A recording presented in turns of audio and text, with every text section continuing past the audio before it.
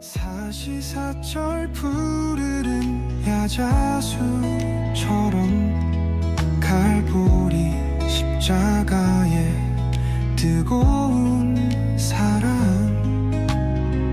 전하자 누려보자 예수의 계절 하늘 뜻 잃어가는 사명 공동체.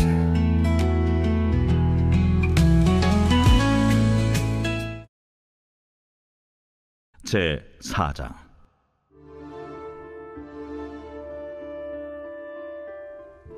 모세가 대답하여 이르되 그러나 그들이 나를 믿지 아니하며 내 말을 듣지 아니하고 이르기를 여호와께서 네게 나타나지 아니하셨다 하리이다. 네 손에 있는 것이 무엇이냐? 지팡이니이다. 그것을 땅에 던지라. 곧 땅에 던지니 그것이 뱀이 된지라. 모세가 뱀 앞에서 피하매 여호와께서 모세에게 이르시되 내 손을 내밀어 그 꼬리를 잡으라. 그가 손을 내밀어 그것을 잡으니 그의 손에서 지팡이가 된지라. 이는 그들에게 그들의 조상의 하나님 곧 아브라함의 하나님, 이삭의 하나님, 야곱의 하나님 여호와가 내게 나타난 줄을 믿게 하려 함이라. 내 손을 품에 넣으라. 그가 손을 품에 넣었다가 내어보니 그의 손에 나병이 생겨 눈같이 된지라. 내 손을 다시 품에 넣으라. 그가 다시 손을 품에 넣었다가 내어보니 그의 손이 본래 살로 되돌아왔더라. 만일 그들이 너를 믿지 아니하며 그 처음 표적의 표징을 받지 아니하여도 나중 표적의 표징은 믿으리라. 그들이 이 두 이적을 믿지 아니하며 내 말을 듣지 아니하거든 너는 나일 강물을 조금 떠다가 땅에 부으라. 네가 떠온 나일 강물이 땅에서 피가 되리라. 오 주여, 나는 본래 말을 잘 하지 못하는 자니이다. 주께서 주의 종에게 명령하신 후에도 역시 그러하니 나는 입이 뻣뻣하고 혀가 둔한 자니이다. 누가 사람의 입을 찌었느냐? 누가 말 못하는 자나 못 듣는 자나 눈 밝은 자나 맹인이 되게 하였느냐? 나 여호와가 아니냐? 이제 가라. 내가 네 입과 함께 있어서 할 말을 가르치리라. 오 주여, 보낼 만한 자를 보내소서. 여호와께서 모세를 향하여 노하여 이르시되 레위 사람 내 형 아론 있지 아니하냐? 그가 말 잘하는 것을 내가 아노라. 그가 너를 만나러 나오나니 그가 너를 볼 때에 그의 마음에 기쁨이 있을 것이라. 너는 그에게 말하고 그의 입에 할 말을 주라. 내가 네 입과 그의 입에 함께 있어서 너희들이 행할 일을 가르치리라.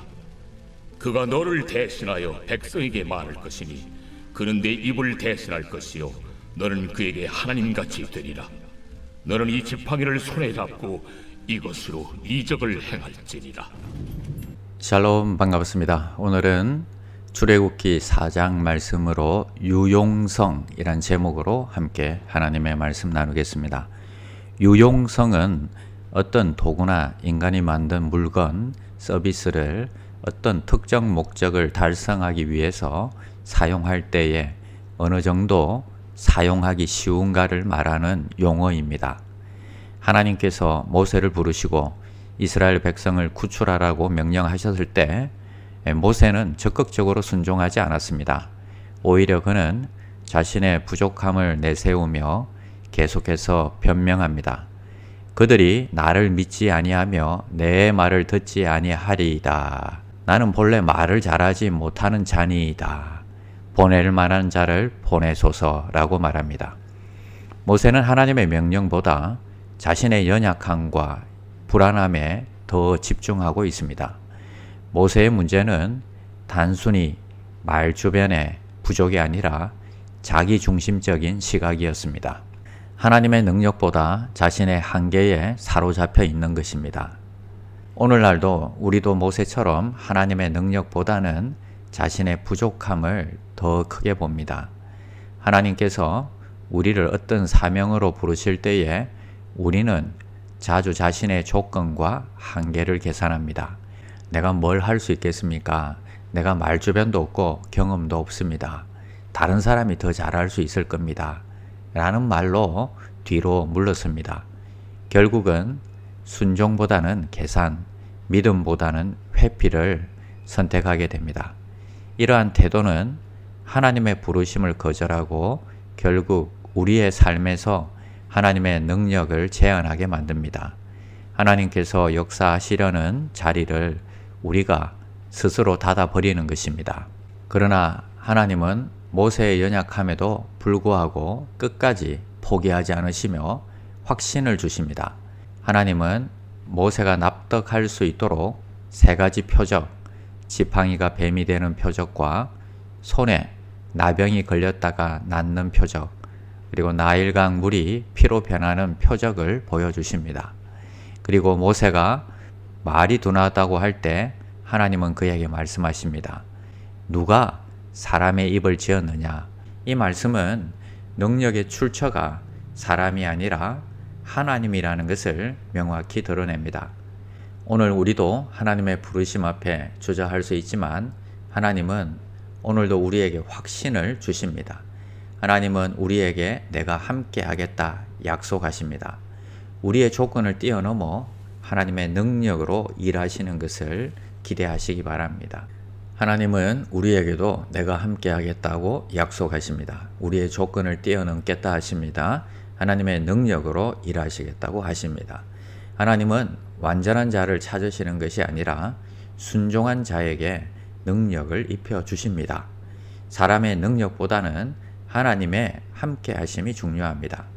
약한 자를 들어 강한 자를 부끄럽게 하시는 하나님, 그 하나님은 오늘도 우리의 삶과 사역에 함께 하십니다.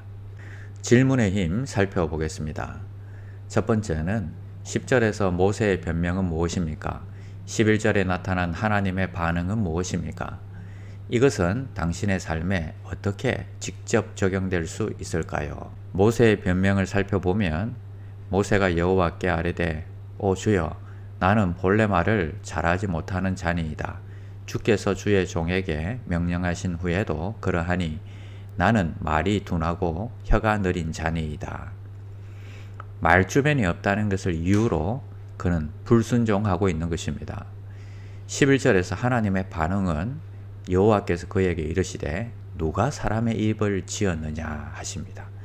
하나님은 모세의 결핍을 책망하시기보다는 그의 시선을 자기의 능력에서 하나님의 능력으로 돌리라고 하십니다. 나는 부족하지만 하나님이 함께 하시면 부족함은 문제가 되지 않습니다. 모세가 말에 둔해도 하나님은 아론을 준비시키십니다. 말씀도 주시고 권능도 부어주십니다. 하나님은 우리가 순종할 때 길을 열어주십니다.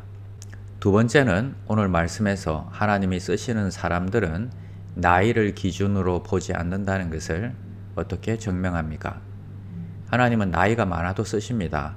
모세가 하나님의 부르심을 받았을 때는 80세였습니다. 사라가 자녀를 낳은 나이는 90세였습니다. 하나님은 나이가 어려도 쓰십니다. 사무엘은 아직 어린아이였을 때 하나님의 음성을 듣고 이스라엘의 선지자로 부름을 받았습니다.